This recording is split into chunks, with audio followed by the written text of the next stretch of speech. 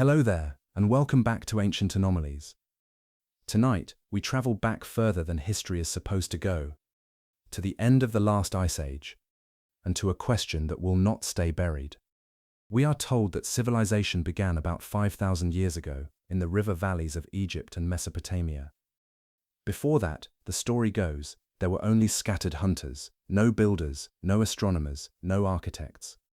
And yet, on a hilltop in Turkey, there are carved stone pillars twice the age of Stonehenge.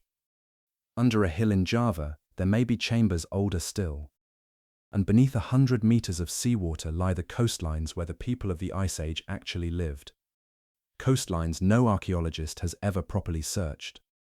Tonight we will follow the evidence, the legends, and the arguments, all the way from a global catastrophe 12,000 years ago to the gates of Egypt itself. Before we begin, if you find some quiet comfort in these long, slow mysteries, take a moment to like the video and subscribe. Only if you genuinely enjoy what we do here. And while you get comfortable, leave a comment telling us where in the world you are listening from tonight and your local time. It helps other sleepless travelers find their way here too. But for now, there is nothing more you need to do. Settle in. Let your shoulders soften. Allow your breathing to slow. And as the day fades, come with me, back beyond the beginning of history, to where our story begins. Our story begins in a world of ice. About 13,000 years ago, the last great glaciation was slowly loosening its grip on the Earth. Across North America, the Laurentide ice sheet still lay over most of Canada, a single body of ice that was, in places, 2 miles thick. Europe carried its own burden, with Scandinavia buried and much of Britain lost beneath the white. Picture the silence of it. Winds crossing 1,000 miles of frozen ground, herds of reindeer and mammoth grazing the cold grasslands at the edges, and small bands of people following them, dressed in furs sewn with bone needles. This was not a lifeless world. It was simply a heavier one. A world where a great fraction of the planet's water had been gathered up and frozen into place. Everything in our story tonight flows, in one way or another, from the moment that water began to let go.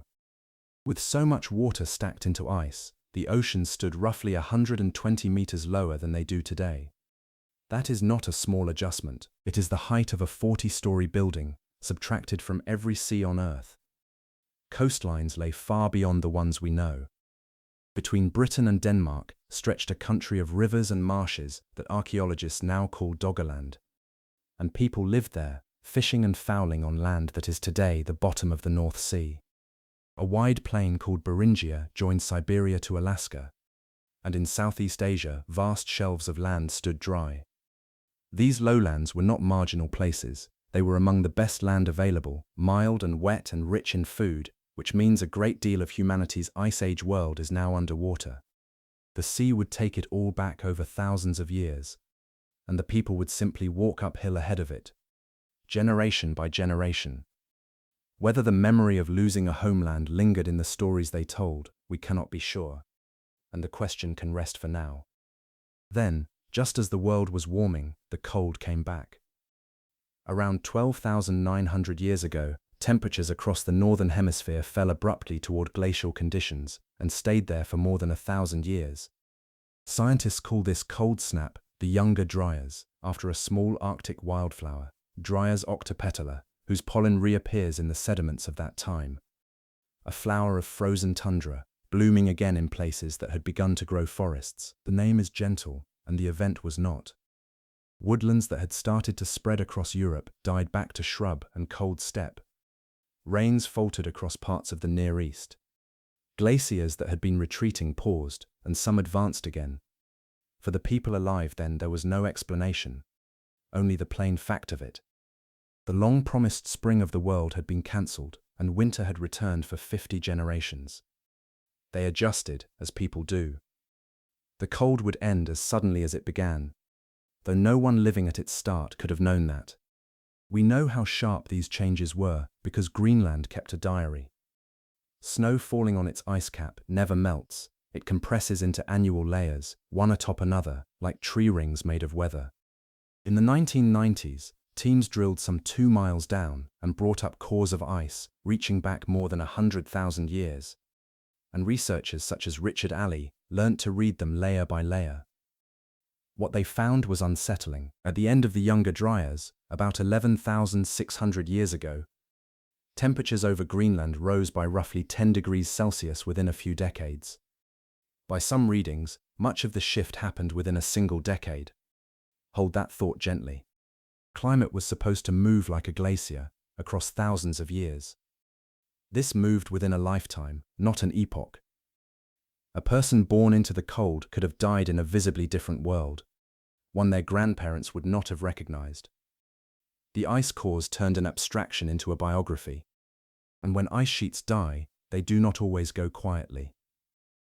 In the 1920s, a geologist named J. Harlan Bretz walked the scablands of eastern Washington state and described what he saw honestly: canyons torn into bare rock, dry waterfalls hundreds of feet high, gravel bars the size of hills. He concluded that only flooding on an almost unimaginable scale could have made them. For decades his colleagues dismissed him, because geology had been built on the belief that change is always slow. Bretz turned out to be right.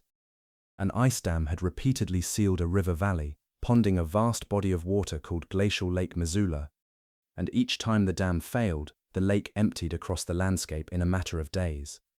It happened dozens of times. In 1979, in his 90s, Bretz received the Penrose Medal, geology's highest honor, and he is said to have remarked that his only regret was that all his enemies were dead. So he had no one left to gloat over. Landscape-scale flooding, once a heresy, is now textbook fact. That is why the mainstream explanation for the Younger Dryas is, itself, a flood story. As the Laurentide ice melted, an enormous lake formed along its edge, Lake Agassiz, at times holding more water than all the Great Lakes combined. The oceanographer Wallace Brucker proposed that when this lake found an outlet toward the North Atlantic, its cold, fresh water spread across the sea surface and stalled the great current that carries warmth northward. Switch off that conveyor, and the North freezes. It is a tidy mechanism, though researchers still debate the flood's exact route and timing. The deeper lesson is quieter. The climate of an entire hemisphere can hinge on where one meltwater lake happens to drain. Some scientists believe something else arrived first. In 2007, a team led by Richard Firestone proposed that a comet, or a swarm of its fragments, exploded over the ice sheet about 12,900 years ago, triggering the cold, the floods, and much of what followed. Their evidence sits in a thin, dark layer that archaeologists call the black mat, found at dozens of sites across North America, draped over the last traces of the Ice Age world. Within it, proponents report tiny magnetic spherules, exotic carbon, and nanodiamonds, materials they associate with impacts. In 2013, Mikhail Petaev and colleagues at Harvard added a curious finding of their own. In the Greenland ice, precisely at the Younger Dryas boundary, there is a sharp spike of platinum, a metal that meteorites carry in abundance. Critics answer firmly. Several laboratories tried to reproduce the nanodiamond results and could not. Physicists such as Mark Bosloff argue there is no crater, no workable mechanism, and that each marker has an earthly explanation.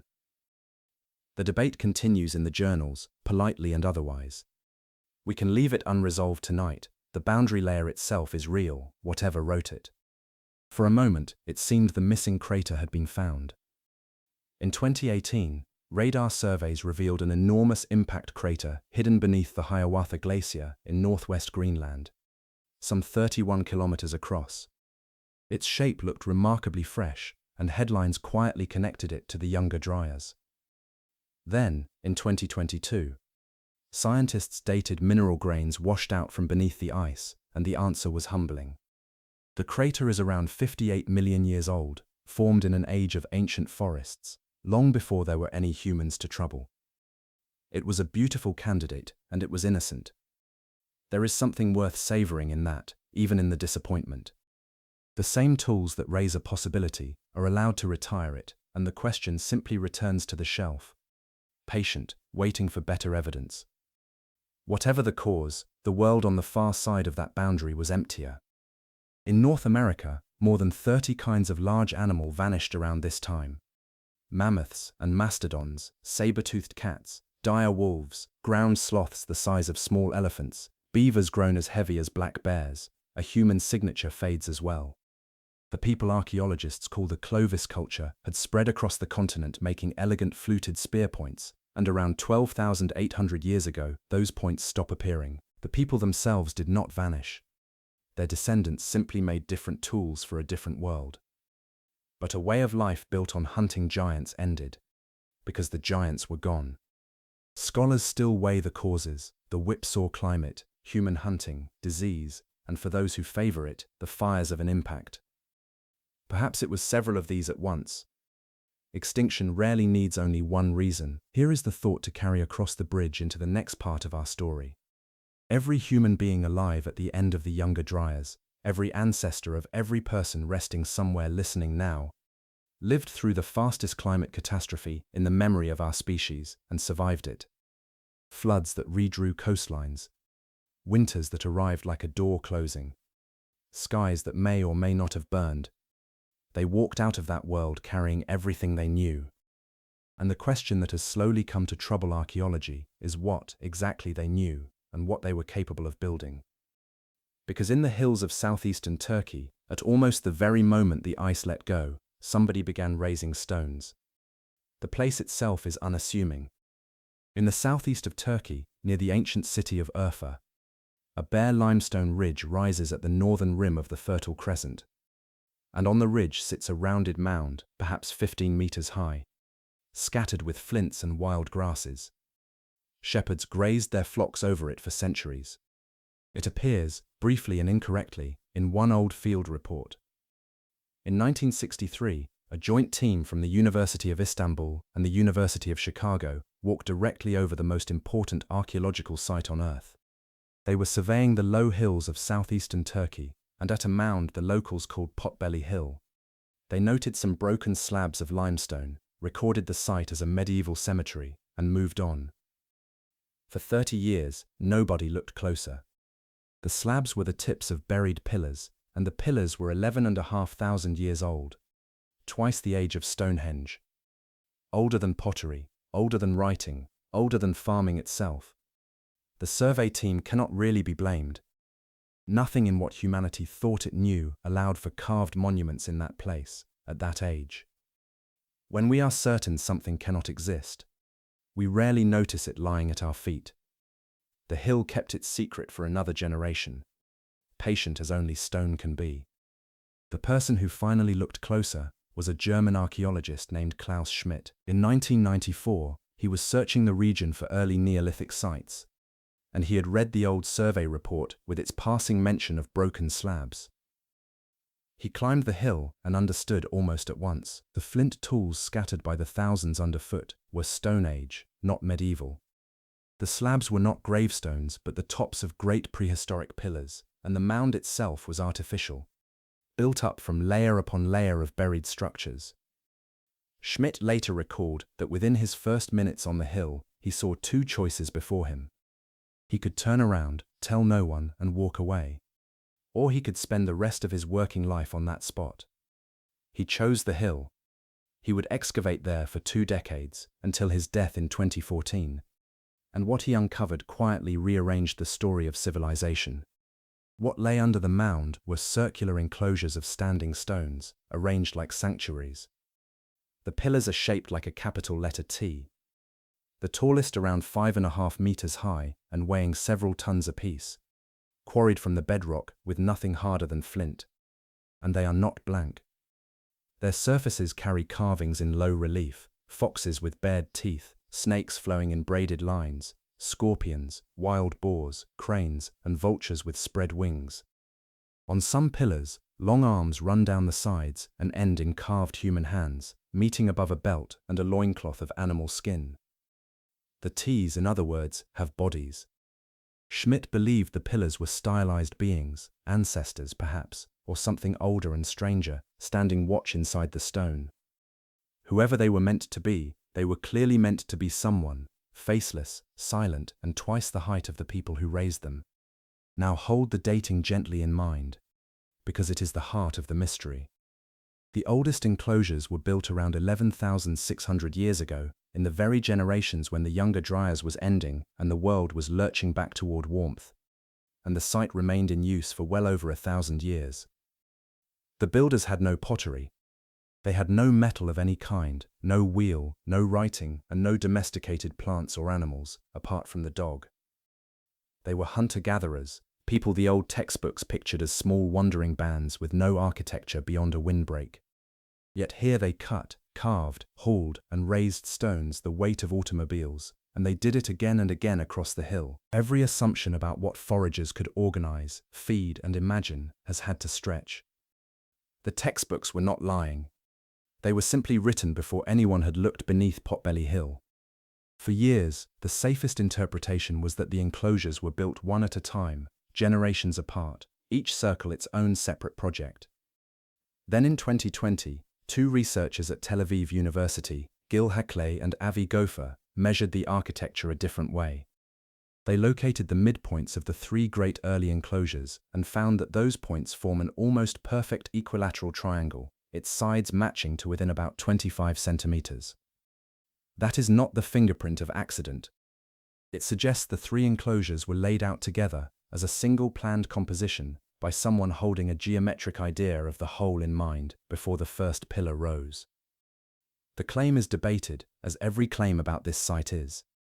But if it holds, then 11,500 years ago, on a hill in Anatolia, there was something we would have to call an architect. And then there is the strangest fact of all. The enclosures did not fall into ruin, they were buried.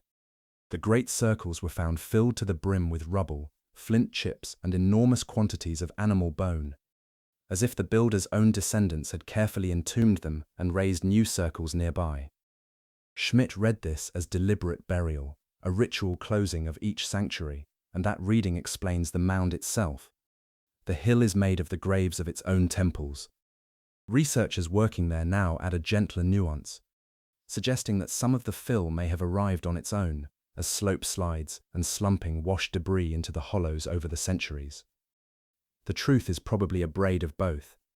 Either way, the burial is why everything survived. What is covered is kept. The hill did not preserve the pillars in spite of their burial, but because of it. It is worth saying plainly how much is still down there. After 3 decades of excavation, only around 5% of the site has been uncovered.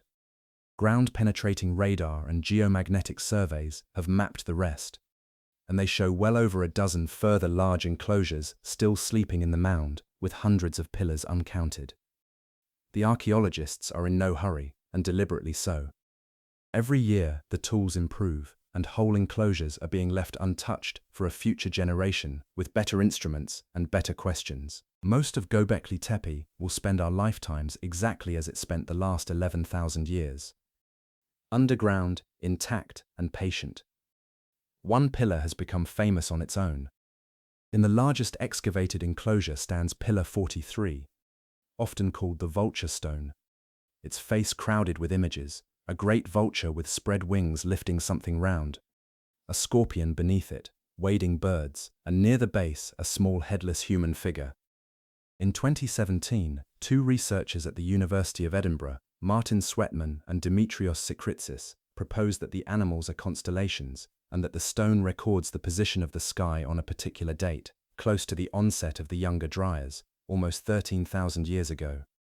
In their reading, the pillar is a memorial to the comet strike itself, carved by the survivors' descendants. The site's archaeologists replied with courteous skepticism. They note that some pillars were moved and reused in antiquity, that the same animal symbols appear all over the site in many combinations, and that nothing else suggests the builders mapped constellations at all. The safest statement is smaller and still remarkable. Someone stood before that stone and meant something by it, intensely, and the meaning has outlived the language it was made in. There is also the matter of the feasts. Scattered through the site are huge vessels carved from single blocks of limestone, the largest holding around 160 litres. In 2012, Oliver Dietrich and colleagues on the excavation team reported chemical traces in some of these vats, consistent with oxalate, a residue left behind when crushed grain steeps in water, which is to say, consistent with brewing. The evidence is preliminary and carefully hedged, but the picture it sketches is warm and very human. Raising pillars of several tons takes hundreds of hands, and hundreds of hands must be fed and persuaded. Mountains of gazelle and aurochs bone in the fill speak of great gatherings. Perhaps the work was a festival.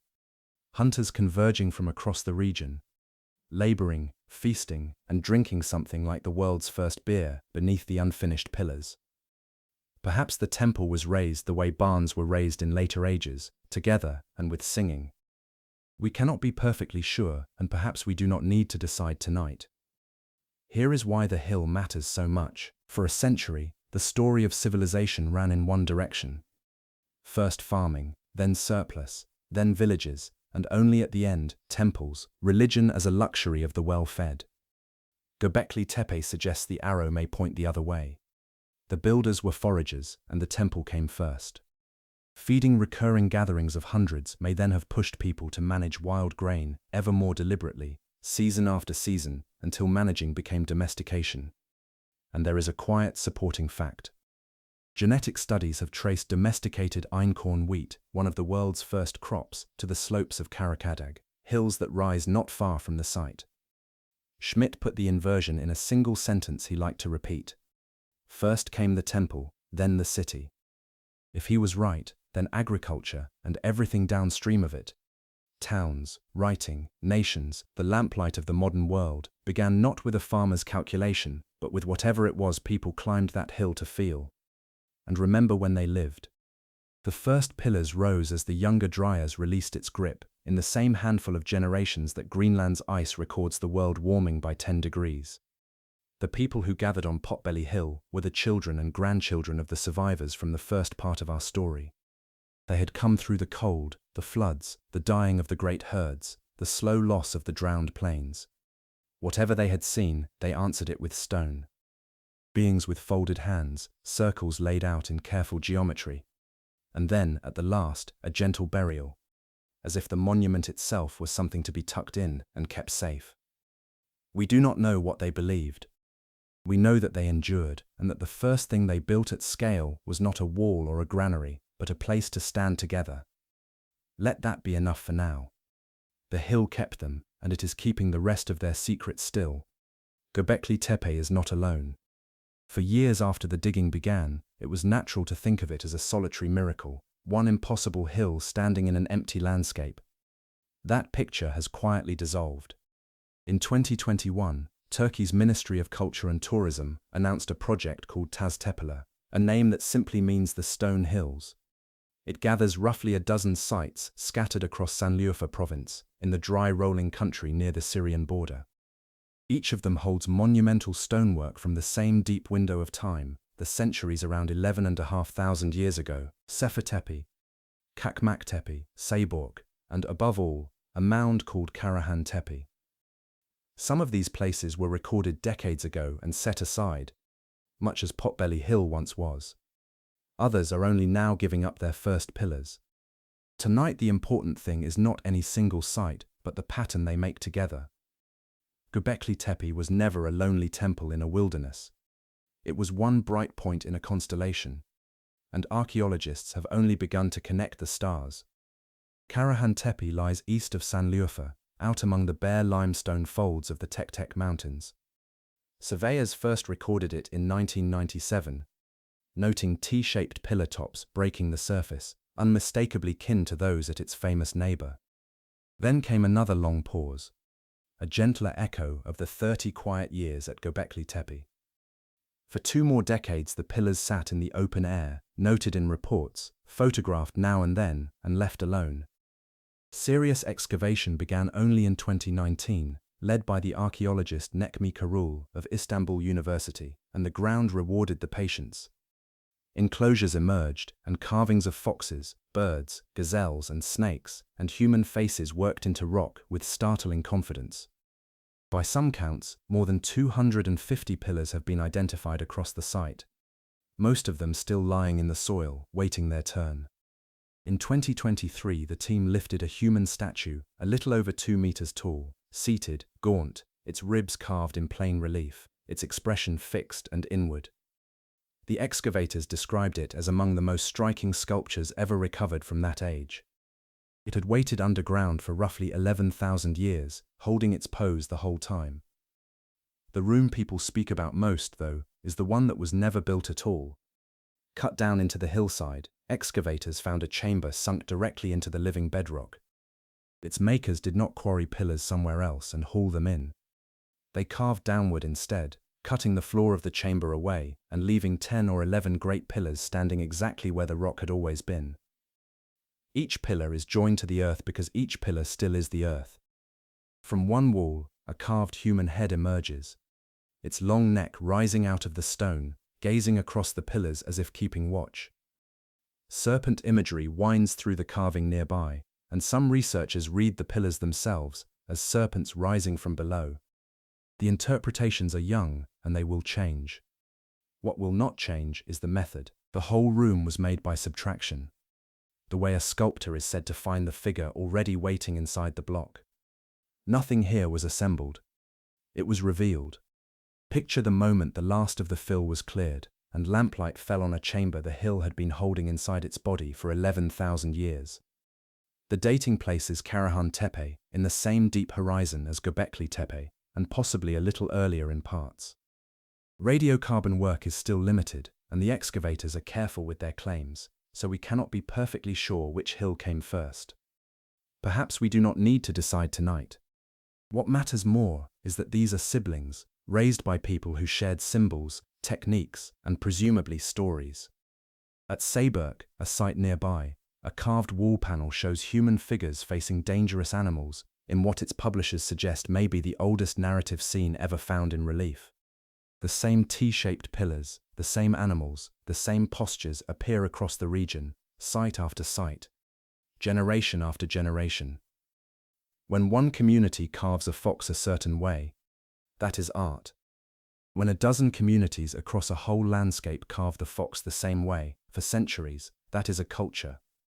The word civilization is heavier, and scholars use it cautiously here, since these people left no writing and, as far as anyone knows, no cities. But whatever we choose to call it, it was shared. It was organized, and it lasted longer than most empires ever have. For a long time, the story told about these hills was a temple without a town. Klaus Schmidt, who first excavated Göbekli Tepe, favored reading it as a sanctuary in the wilderness, a gathering place that scattered bands of hunter-gatherers visited and then left. Newer digging has gently complicated that view.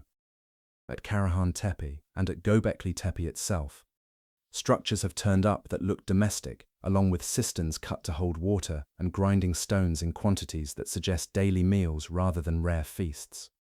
Many researchers now suspect people lived at these places year-round, cooking and sleeping among their monuments. Others still see mainly ritual space and point out how strange the earliest layers are and how few ordinary houses can be securely placed within them. The debate continues in the journals, politely and slowly, the way such debates should. Either answer is remarkable. A sanctuary serving a scattered people implies pilgrimage before farming. A settled village raising monuments implies community before farming. Hold that thought gently. One way or the other, the old rule that civilization begins with agriculture has been quietly turned on its head in these hills. So the ledger now reads something like this. Not one anomalous site, but a dozen and counting.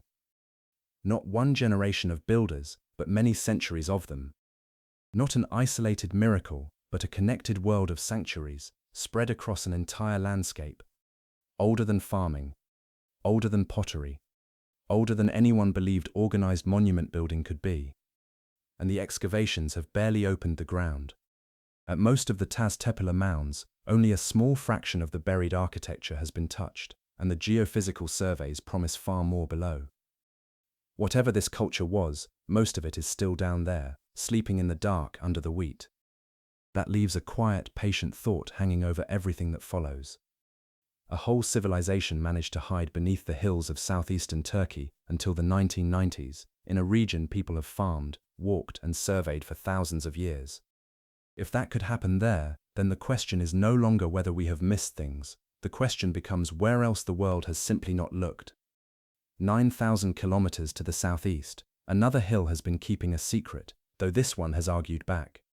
In the highlands of West Java, in Indonesia, a green ridge rises above tea plantations and volcanic valleys, its summit crowned with thousands of broken stone columns. The place is called Gunung Padang. Local people held it sacred long before any archaeologist arrived, and visitors still climb the long stairway to leave offerings among the stones. The name is often translated as the Mountain of Light or the Mountain of Enlightenment, though the translation is debated, and it may carry an older and plainer meaning. Names in Java tend to hold several truths at once. Whatever the words once meant, the reverence is real and it is old. Picture the summit at dusk. Terraces of dark stone stepping down the ridge. Mist folding in from the volcanoes, and the columns lying in their long rows like something patiently taken apart. That much everyone agrees on. Nearly everything else about Gunung Padang has at some point in the past decade been argued about in public, and the argument became one of the strangest episodes in modern archaeology. The visible site is impressive enough on its own terms. Gunung Padang is usually described as the largest megalithic complex in Southeast Asia. A stairway of 5 terraces climbing the ridge, built from columnar volcanic rock. The columns themselves were not carved by anyone. Certain lavas, as they cool, fracture naturally into long straight-sided prisms, the same geometry that made the Giant's Causeway in Ireland. The hill supplied its own building blocks, ready-made. People gathered those columns and arranged them into walls, courtyards and steps.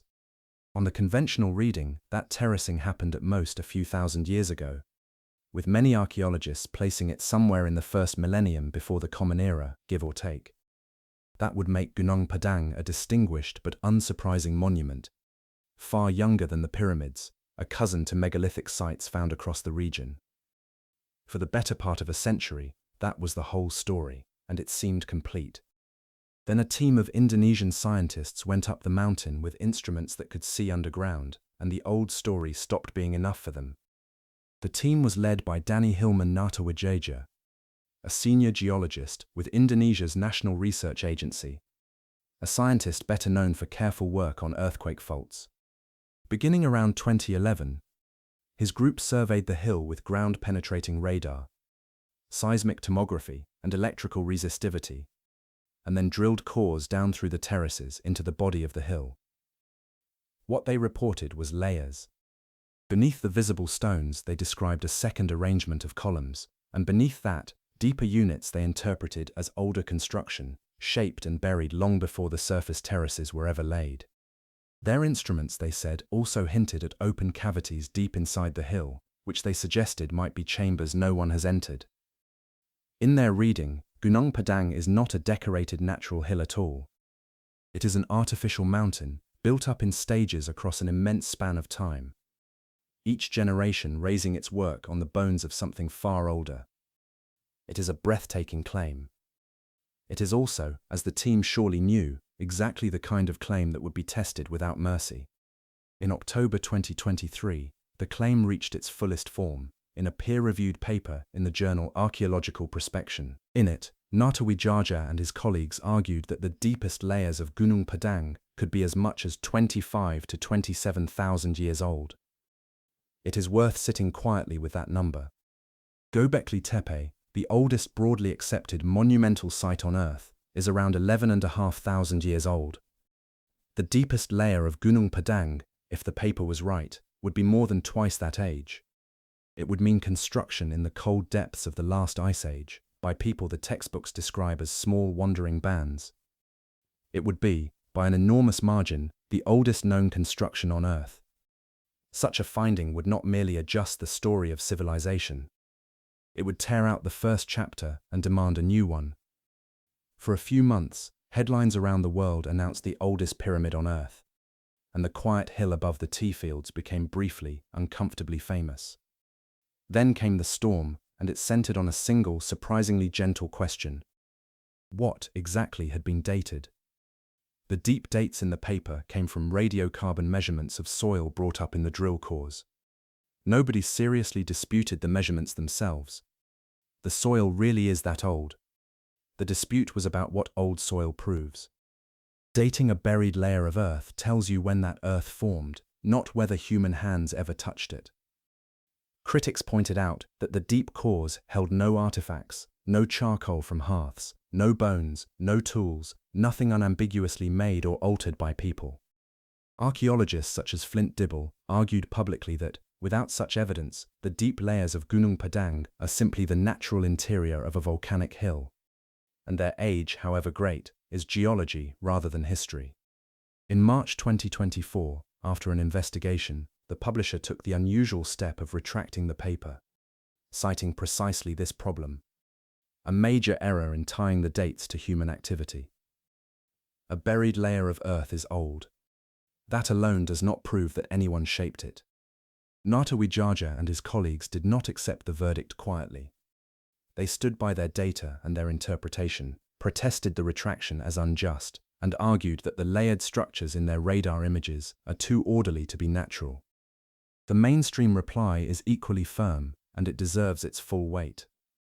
Columnar basalt breaks into orderly forms all by itself, that is its nature, and it is exactly why the hill was worth terracing in the first place. On this reading, Gunung Padang is a natural volcanic hill wearing man-made terraces a few thousand years old, and its buried depths are simply the hill's own body. Both sides of this argument include serious credentialed scientists.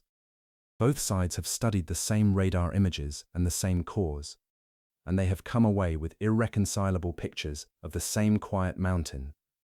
We cannot be perfectly sure who is right, and perhaps we do not need to decide tonight. Honest uncertainty, plainly stated, is not a failure of science. It is what science sounds like in the middle of its work. There is one consolation, and it is a solid one. This dispute is answerable. Gunung Padang is not lost or drowned or buried beyond reach. It stands there still, patient under the mist, and the tools for questioning it improve every year. Deeper excavation, more cores, and a single unambiguous artifact from the deep layers would settle the matter in an afternoon, in either direction. Someday, someone will dig carefully enough, and one side of this argument will quietly concede, the way good arguments are supposed to end. Until then, the visitors still climb the stairway. The offerings are still left among the stones, and the hill keeps whatever it keeps. Somewhere under that hill is an answer. It is waiting the way Göbekli Tepe waited, beneath the feet of people who were certain, and it is in no hurry at all. All of this points toward a simple, unsettling piece of arithmetic, and it is where this story was always heading. If there are older chapters of the human past, we can say roughly where they would be, and it is the one place archaeology almost never goes. At the coldest depth of the last ice age, around 20,000 years ago, so much of the world's water was locked up in continental ice sheets that the oceans stood roughly 120 meters lower than they do today. Coastlines everywhere lay far beyond their present shores. As the ice melted, slowly, over thousands of years, the sea returned and swallowed the margins of every continent on Earth. Taken together, by some estimates, the drowned lands amount to an area larger than Europe. And here is the uncomfortable part. Humans have always crowded the coasts, for fish and shellfish, for travel, for mild weather and easy living. The richest places to live were the lowest, which means that whatever people made on those plains, across all those thousands of years, is under the sea now. Consider the North Sea. Between Britain and Denmark, where trawlers now work grey water, there was once a country. Rivers crossed it, and in those days the Thames and the Rhine met on that plain and flowed on together as one great river. There were hills, marshes, lakes, and broad valleys thick with game. Archaeologists call it Doggerland, a name coined in 1998 by the archaeologist Brianad de Coles after the Dogger Bank, the great shallow rise that was once its high ground. And we know people lived there, not by inference, but because the sea keeps handing back their belongings. For more than a century, fishing crews have hauled up mammoth bones and the teeth of rhinoceros in their nets, along with lumps of ancient peat the trawlermen called morlog. In 1931, the trawler Kalinda brought up one such lump, and when it was broken open, a slender barbed point carved from antler fell out onto the deck. It was a hunting weapon, lost by someone standing on dry land that now lies tens of meters beneath the North Sea. Since then, the finds have never really stopped. Worked flint, harpoons, bone tools, and even human remains have come up in nets and dredges. In recent decades, researchers led by the archaeologist Vincent Gaffney have gone much further, borrowing seismic survey data gathered by oil companies and using it to map the drowned country in detail.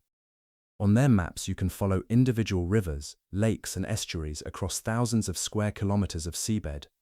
A landscape with real geography and presumably real names that no one will ever recover. Doggerland did not vanish in a day. The sea rose over many generations, turning plains to marsh and marsh to shallows, while people withdrew to higher ground that kept shrinking beneath their feet. Around 8,200 years ago, an undersea landslide off Norway, remembered by geologists as the Storegga Slide, sent a tsunami across what little remained. Not long afterward, the last islands slipped under. Every camp, every trackway, every grave that country held is still out there, sealed beneath mud and cold grey water. And the North Sea is only the nearest example. On the far side of the world lay something much larger. Through the Ice Age, the shallow shelf of Southeast Asia stood exposed as a vast lowland that geologists call Sunderland, joining Sumatra, Java, and Borneo to the Asian mainland in one enormous sweep of river plains and forest. Its old river valleys can still be traced on the seabed today. This was some of the most livable land on the Ice Age Earth. Warm and wet and rich, and people were certainly present, because people were already living all around its rim, and their descendants remain there now. When the seas rose, Sunderland lost coastal plains on the scale of a subcontinent. The river mouths and shorelines first, which are exactly the places settlements prefer. Some researchers have wondered aloud whether the flood stories scattered through the region preserve some faint memory of that loss. That is speculation, and it should be labeled as speculation. The drowning itself is not. It is plain geology, written in the depth charts, waiting patiently for archaeology to catch up. If it seems too much to hope that anything human could survive beneath the sea, the south of France offers quiet proof. In 1985, a professional diver named Henri Cosquer found a narrow tunnel opening in the rock near Marseille, 37 meters below the surface of the Mediterranean. He followed it, dive after dive, over several years, until it rose out of the water into a hidden chamber that still held air. The walls held paintings. Horses, bison, seals, great auks, and dozens of stenciled human hands, made by Ice Age artists roughly 27 to 19,000 years ago. When those paintings were new, the sea lay far away and far below, and the cave mouth opened onto a coastal plain where the artists lived and hunted. Everything of theirs that stood on that plain is gone beneath the water. The cave itself survived only because its inner chamber trapped a pocket of air as the sea rose through it, and even so, the art in its lower reaches was scoured away. The Cosquer Cave is a keyhole. Through it, for a moment we glimpse an entire drowned coastline that once held people, and fires, and pictures. Sometimes, though, the sea shows us shapes we cannot yet read. Off the western tip of Japan, near the island of Yonaguni, a local diver named Kihachiro Aratake was scouting for shark-watching sites in 1986 when he came upon something enormous beneath him. It was a stepped formation of sandstone the size of a large building, with flat terraces, long straight edges, and corners that look almost machined. The marine geologist Masaki Kimura of the University of the Ryukyus spent years diving and mapping it, and concluded that human hands had at least modified the rock, pointing to what he interprets as steps, channels, post holes, and carvings. Other scientists dived the same stones and came away persuaded of the opposite. This sandstone, they note, naturally fractures along flat bedding planes and straight vertical joints, so that untouched outcrops on the nearby shore show terraces and right angles of their own. Robert Schoch of Boston University examined the monument and judged it natural. The honest position is that Yonaguni is contested and that the question is genuinely harder than photographs make it look. Both explanations are respectable. 4 decades after Aratake first hovered above them, the stones keep their counsel. In 2001, Indian oceanographers surveying water quality in the Gulf of Khambat, off the country's northwest coast, reported something stranger still. Their sonar returned images from roughly 40 meters down that seemed to show vast geometric patterns on the seafloor. Arranged, some said, like the foundations of a city. India's science minister announced the discovery publicly, and dredging brought up wood, stone pieces and fragments described as pottery, with one piece of wood radiocarbon dated to around 9,500 years ago. If a city of that age lay off India's coast, it would be far older than any accepted city on Earth. The criticism came quickly, and it was substantial. Dredging tears objects out of their context, so nothing recovered can be firmly tied to the sonar shapes. Old wood washes down rivers and settles on seabeds all the time. And the geometric patterns, skeptics argued, match the natural scouring of tidal channels in a gulf that has some of the strongest tides in the world. Most archaeologists today set the claim aside as unproven. Unproven is a careful word, though. It is not the same as impossible, and no one has ever gone back to settle the question properly. So this is where the trail ends tonight, at the waterline.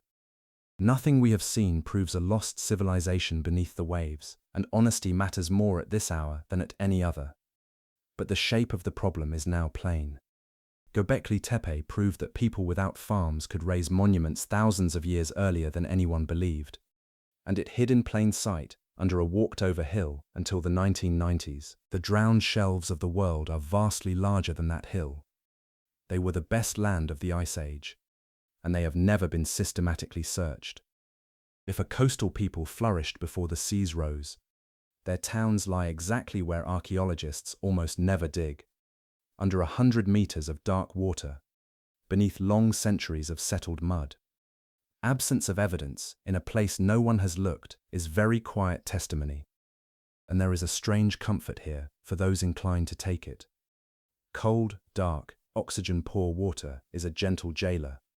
It preserves wood, bone, woven fiber, things the open air would have erased thousands of years ago. Whatever is down there is, in all likelihood, still down there, whole and unhurried in the silence. The sea keeps what it takes, but it keeps it carefully. There is a pattern that travelers have noticed for centuries, and it runs quietly against common sense. At many of the world's most ancient sites, the oldest stonework is not the crudest. It is the finest. The largest blocks, the tightest joints, the most confident engineering often sit at the very bottom, with rougher, smaller work stacked above. Tonight we will walk that pattern around the world, from a hillside above Cusco to a quarry in Lebanon, and we will hear both explanations for it before we are done. One explanation is orthodox and well documented. The other is stranger, and its supporters are honest about how much they are guessing. Neither one diminishes the stones themselves. Hold that thought gently as we climb. Above the city of Cusco in Peru, at about 12,000 feet, stands the fortress-like complex of Sacsayhuaman. Its lower walls run in 3 great zigzag terraces, built from limestone blocks of astonishing size. The largest are estimated at well over 100 tons. Each stone is polygonal, cut with many faces, and some meet their neighbors at a dozen angles or more, every angle matched perfectly.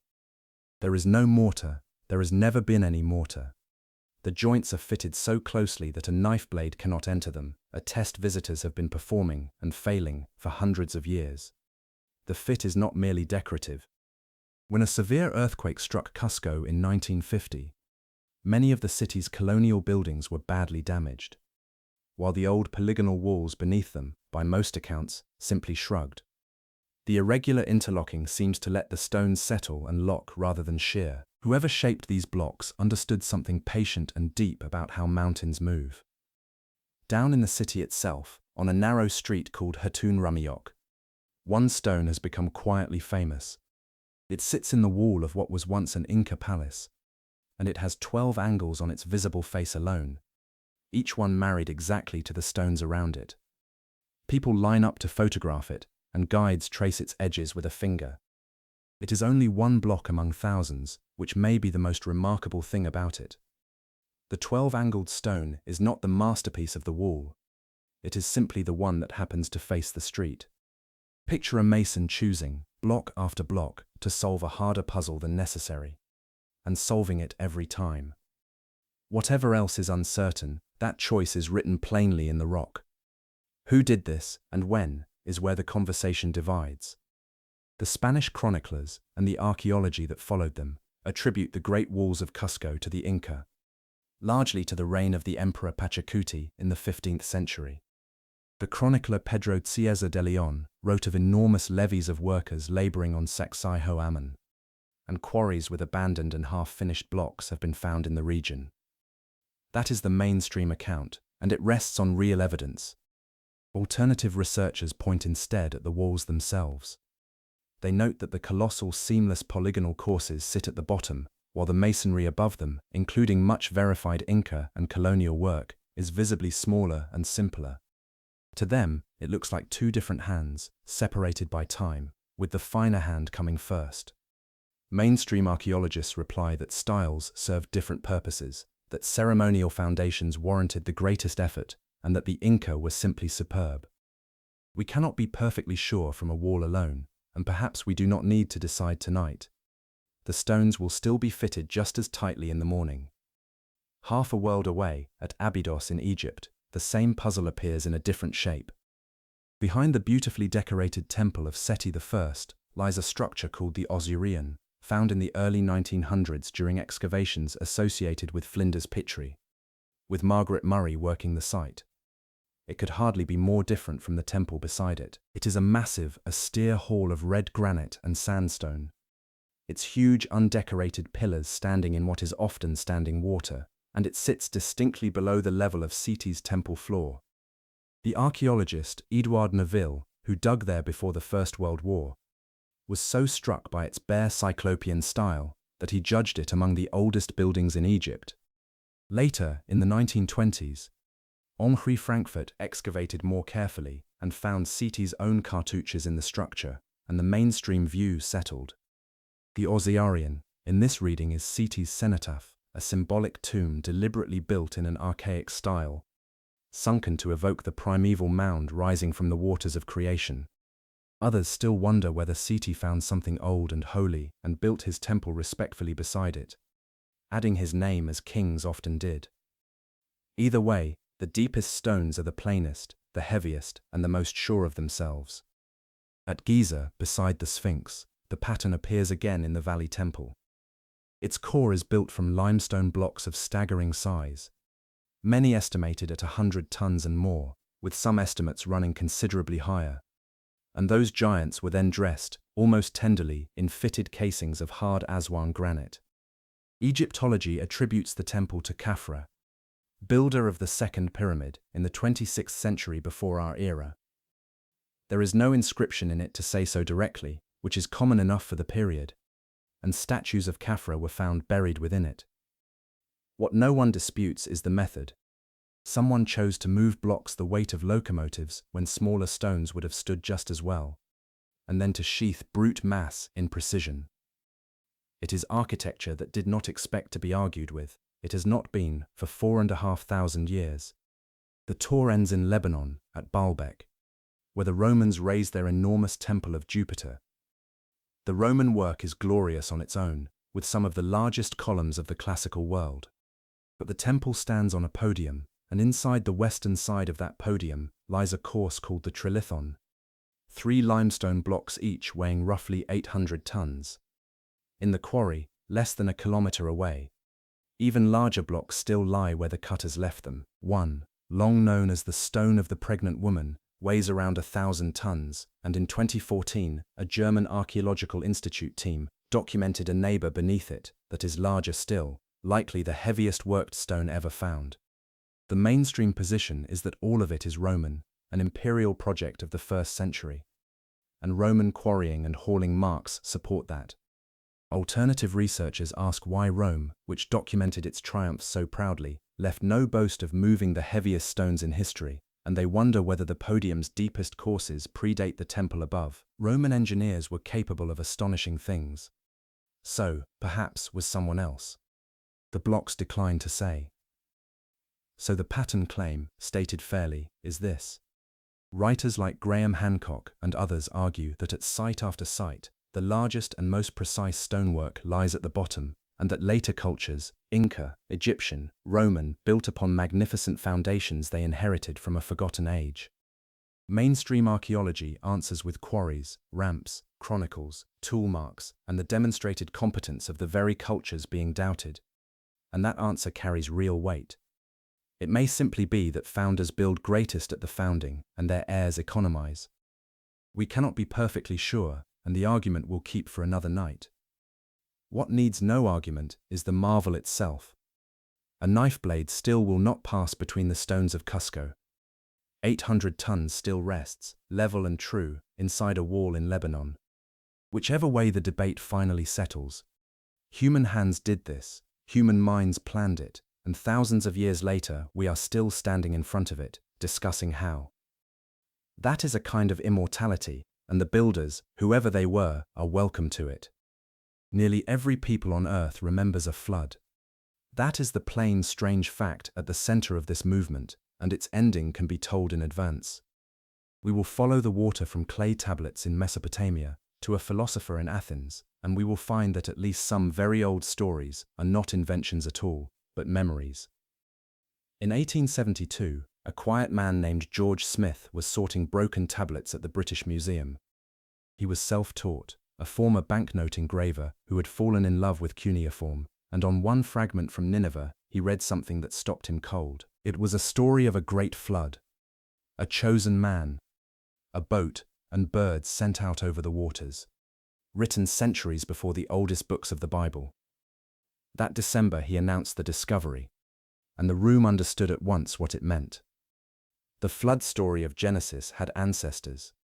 The tablet Smith read belonged to the Epic of Gilgamesh, where the flood survivor is called Utnapishtim, and behind it stands an even older Mesopotamian telling. The story of Atrahasis, in which the gods, wearied by humanity, send the deluge, and one man is warned to build a boat. The family resemblance to Noah is unmistakable, and scholars broadly agree these traditions are related, flowing down the same rivers of memory in the same corner of the world. But the flood does not stay in that corner. In India, the Hindu tradition tells of Manu, warned by a fish to build a ship before the waters rise, surviving to father humanity again. In Greece, it is Deucalion and his wife Pyrrha who ride out Zeus's flood and repopulate the emptied world. Separate peoples, separate gods, separate boats, and beneath them the same rising water. It may be coincidence, since floods happen everywhere. It may be borrowing along trade roads, or it may be that some floods were large enough to be remembered by everyone they touched. For a long time, the safe assumption was that oral stories decay quickly, garbling within a few generations. Then researchers began checking.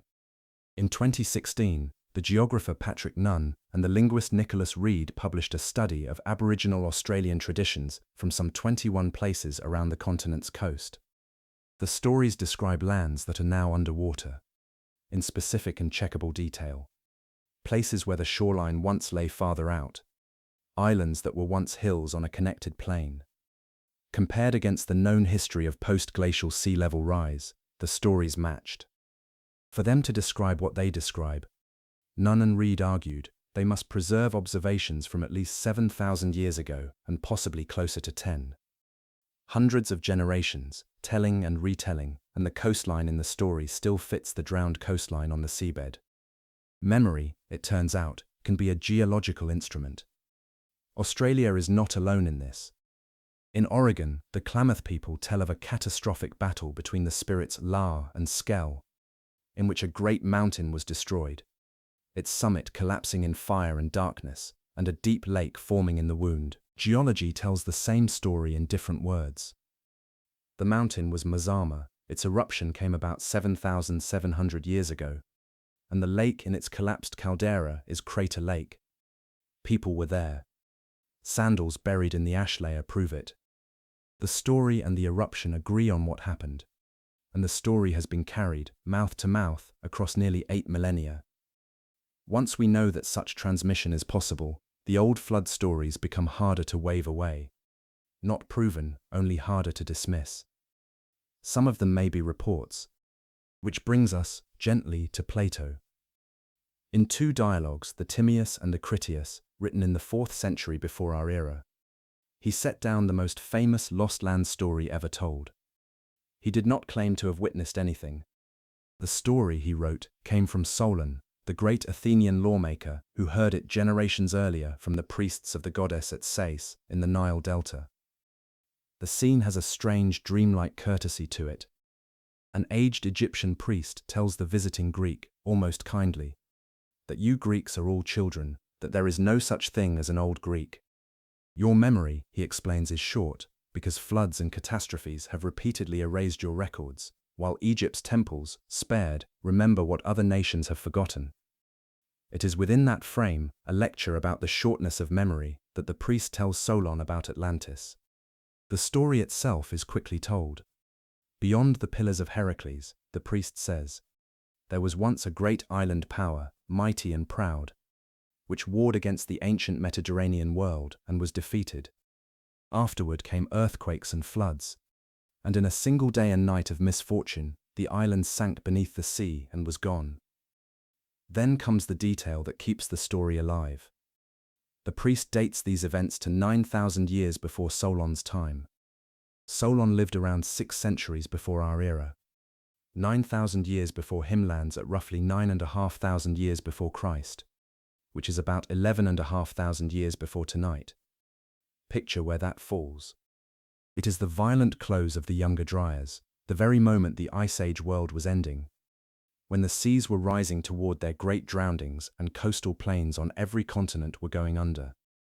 Whether by design, by accident, or by memory, Plato's date points at the exact wound in the world where this whole story has been circling.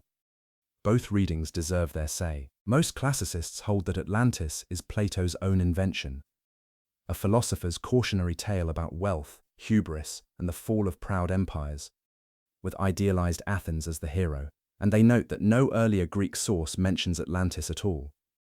That is a strong and reasonable position. Others look at the date, at Egypt's long institutional memory, at what we now know oral tradition can carry, and wonder whether some true report of rising water, ruinously old, traveled through the temple archives of Sais into Solon's ears and onward into Plato's pages, gathering ornament as stories do. We cannot be perfectly sure, and perhaps we do not need to decide tonight. What can be said is smaller and stranger. From Nineveh to the Ganges, from the Klamath country to the drowned coasts of Australia, from Genesis to a priest at Sais, every one of those stories, wherever it was born, agrees on one thing. The water came, and the world that stood before it was lost, kept now only in the telling, the way the sea keeps things, carefully and out of sight. Every good mystery deserves its strongest opponent, and tonight the skeptics deserve to be heard at full strength. Most archaeologists do not believe an advanced civilization was lost at the end of the Ice Age, and their reasons are not stubbornness. They are not a failure of imagination either. The reasons come down to one simple observation. A civilization is not a building. It is a halo.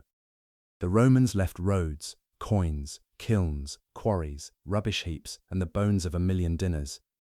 The Sumerians left broken pottery in such quantities that scholars can date whole centuries by the changing shapes of the cups. Farming leaves field walls, seed stores, and the worn grinding stones of ordinary kitchens. Cities leave graves by the thousand. Even a modest town leaves tools in numbers that are almost impossible to erase from the earth. From the world before the Younger Dryas, that halo has never been found. No granaries, no workshops, no harbors, no cemeteries of a settled people. Absence of evidence is not proof of absence, the old saying goes. But the archaeologists answer, gently and fairly, that a long enough absence begins to mean something. That is the case for doubt, and it deserves respect. The skeptics also point out that Göbekli Tepe did not appear out of nowhere. For thousands of years before its pillars rose, the Levant was home to the Natufian people, hunter-gatherers who had already begun to settle down. At Ain Malaha, in the Jordan Valley, they built round houses of stone some 14,000 years ago. They harvested wild cereals with flint sickles, and the blades still carry the glossy sheen of cut grass stems. At a site called Shubaika in Jordan, researchers found charred crumbs of actual bread, baked around 14,400 years ago, long before farming. One Natufian grave holds a person buried with a hand resting on a puppy. To the mainstream eye, this is the true prelude to Göbekli Tepe. Not a vanished empire, but a slow ramp of settling, storing, baking, and belonging. Rising step by patient step toward the first temples. Seen this way, the Great Hill in Turkey is not a bolt from the blue. It is the summit of a climb that took 100 generations. That reading asks for no lost chapter at all, and it fits the ground as we currently know it. And yet the doubters, at their most honest, add one large and watery caveat. The people this story imagines would not have lived on the dry inland hills where archaeologists usually dig. They would have lived where coastal people always live, on shorelines, deltas, and river mouths. At the depth of the last ice age, the sea stood roughly 120 meters lower than it stands today. Every coastline of that older world is now drowned, some of it far out beneath the continental shelves. Picture the Ice Age world as a single library. The rooms archaeology has searched are the upper floors, the highlands that stayed dry. The ground floor, where most of the books were kept, has been underwater for 10,000 years. Marine archaeology is young, expensive and slow, and it has examined only slivers of those sunken shelves. Doggerland, as we heard earlier, began surrendering its tools only when fishing boats dredged them up by accident. So the honest position holds two thoughts at once. No halo has been found, and the places where a halo would most likely lie have barely been looked at. Both statements are true, and neither one cancels the other. Klaus Schmidt, the German archaeologist who excavated Göbekli Tepe from 1995 until his death in 2014, is worth hearing on this. No one alive had more to gain from selling a lost civilization, and he declined to sell one. When enthusiasts tied his site to Atlantis, he pushed back plainly.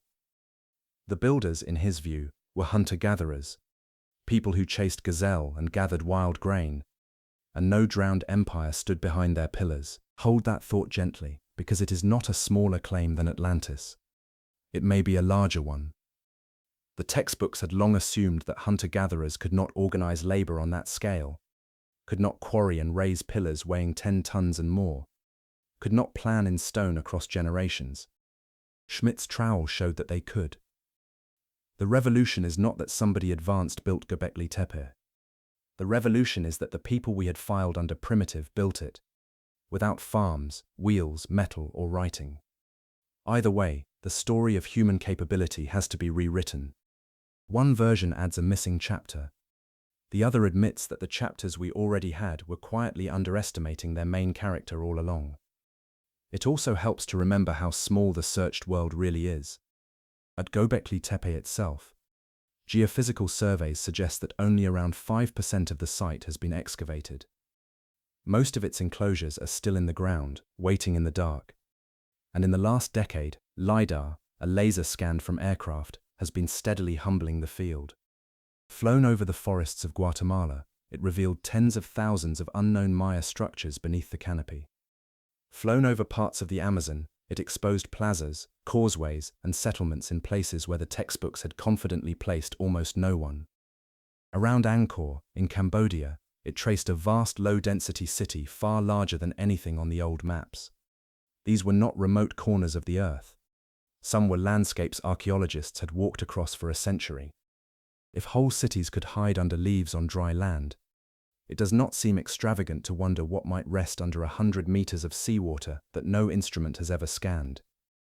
The lesson is not that a lost civilization must be down there. The lesson is only that the map still holds more blank space than we like to admit. And science, for all its caution, does move when evidence arrives. Göbekli Tepe is itself the proof. When the radiocarbon dates came back at 11,500 years, they fit nothing in the accepted story. Monumental architecture was supposed to begin with cities, thousands of years later. The dates pushed the origin of monumental building back by roughly 6,000 years, and archaeology accepted them. Not instantly, and not without argument, but it accepted them, because the pillars were dug out of the ground and shown. That is the quiet dignity of the method. It does not defend the textbook, it defends the standard of proof. and it will rewrite any page for anyone who meets that standard. The claims in this story that have fallen so far, like the 27,000-year date once given for Gunung Padang, fell because they did not meet it, and their retraction was the system working as intended. Doubt, done honestly, is not the enemy of the mystery. It is the instrument that will eventually solve it. The skeptics are not guarding the door against wonder. They are holding it open, patiently, for whatever evidence the sea may one day decide to hand back. So who might they have been, if they were anyone at all? Set aside the two easy pictures first. Not visitors from somewhere else. Nothing in this story needs them. And not a gleaming science fiction empire with engines and towers. Because an empire like that would have left the halo, and the halo is not there. Between the textbook and the legend, though, there is a quieter possibility, and it asks for much less. Imagine a sophisticated coastal people of the late Ice Age. Not industrial, not urban in our sense, but skilled, organized, and old in their knowledge. People who watch the sky closely enough to keep a calendar in their heads. People who could work stone, read water, cross open sea, and carry a story unchanged across centuries. We cannot be perfectly sure such a people existed, and perhaps we do not need to decide tonight. What matters is that nothing about them would break the laws of archaeology. They would sit in the gap the evidence already allows, on the drowned ground floor of the world, in the blank space on the map. The idea is not proven, it is merely, and stubbornly, possible. The key is that their technologies would have been knowledge rather than machines. A technology does not have to be made of metal. Human beings crossed open ocean to reach Australia at least 50,000 years ago, generations before anyone smelted anything. Polynesian navigators later found islands scattered across the largest ocean on Earth, using stars, swells, and birds, carrying the entire science in memory. Songlines and oral traditions, as we heard earlier, can preserve real coastal geography across thousands of years. Astronomy, stoneworking, seafaring, and the arts of memory all share one quiet property. They leave almost no trace behind. A wooden boat rots in a generation. A star map kept in a chant leaves nothing at all. What such a culture leaves, if it leaves anything, is exactly what this story has been finding all along. Stones and stories. Stone remembers, so it turns out, do stories. If a knowledge-based civilization were lost beneath the sea, the wreckage would not look like wreckage. It would look like scattered monuments no one can quite explain, and a worldwide chorus of flood myths agreeing that the water came. Which is, for whatever it is worth, the world we actually have.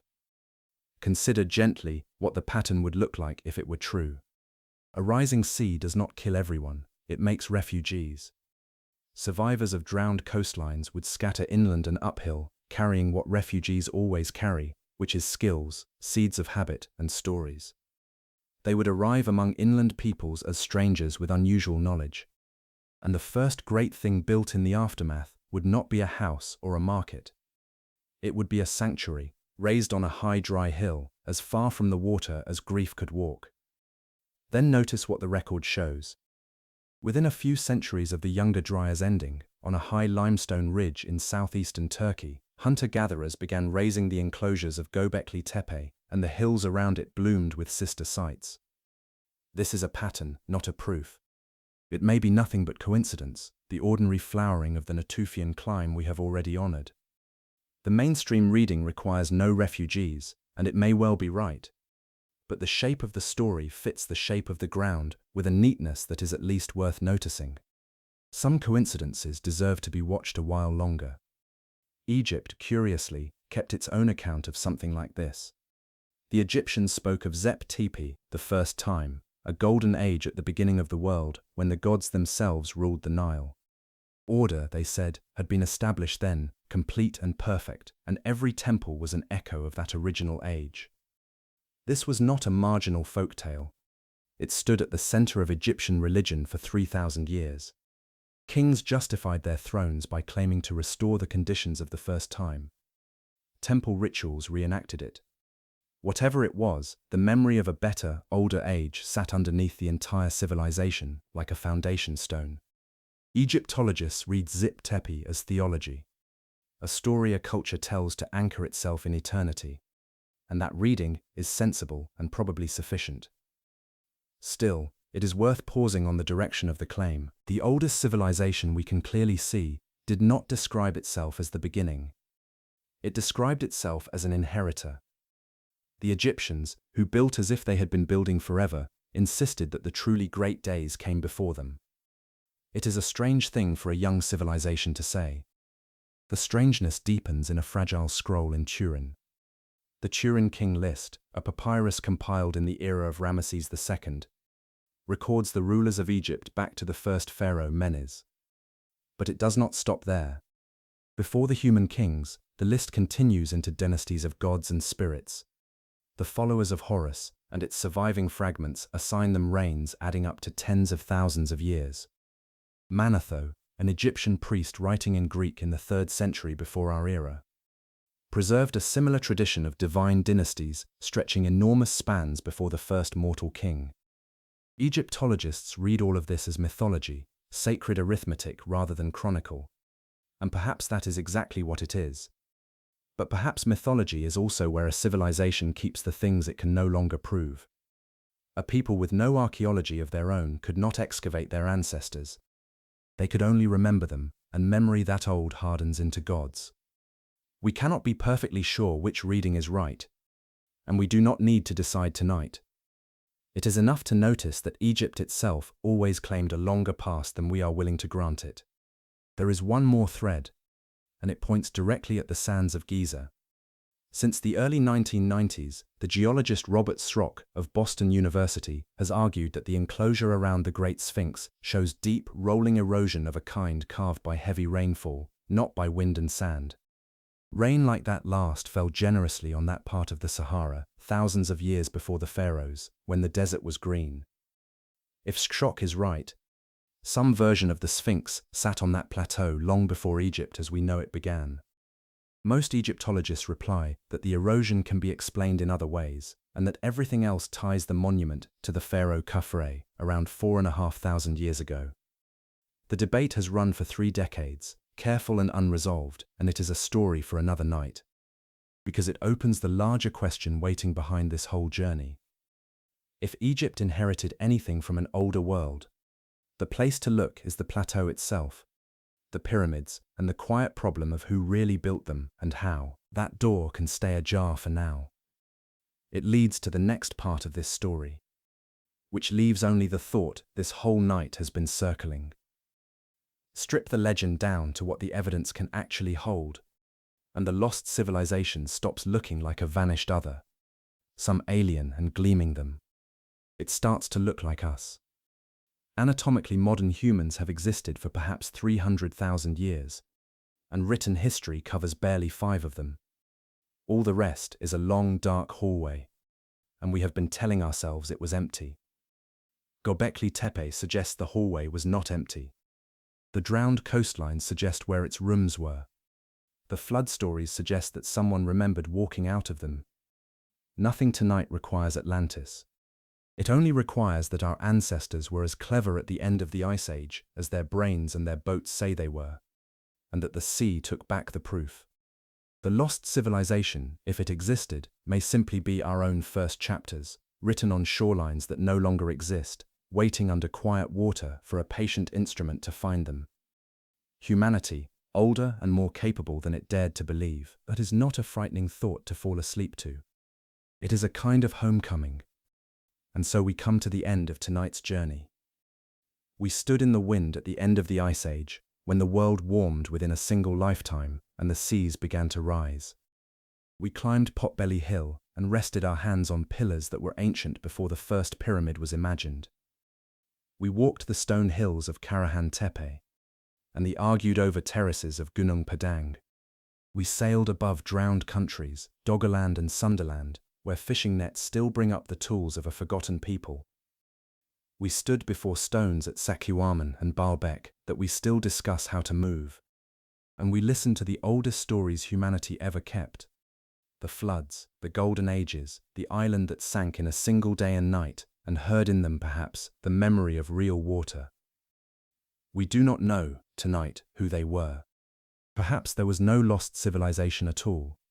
Only our own ancestors, cleverer and older than the textbooks allowed. Perhaps that is the greater wonder. The search is young. The sea has kept its records, and the hills are patient. If you are still awake, another journey is waiting on your screen, ready whenever you are, and the question of who really built the pyramids is a good place for it to go. If tonight's journey carried you somewhere good, you can like the video and subscribe, or leave a thought in the comments, and I will read it in the morning. But that is tomorrow's business. For now, let the pillars sink back into their hill. Let the floodwaters go still. Let the old stories fold themselves away, the way a map is folded after a long voyage. Let your body grow heavy and warm. Unclench your jaw. Let your breathing slow all on its own. The ice has melted, the seas have settled, and the world, your world, is quiet now. Close your eyes. Sleep well, and good night.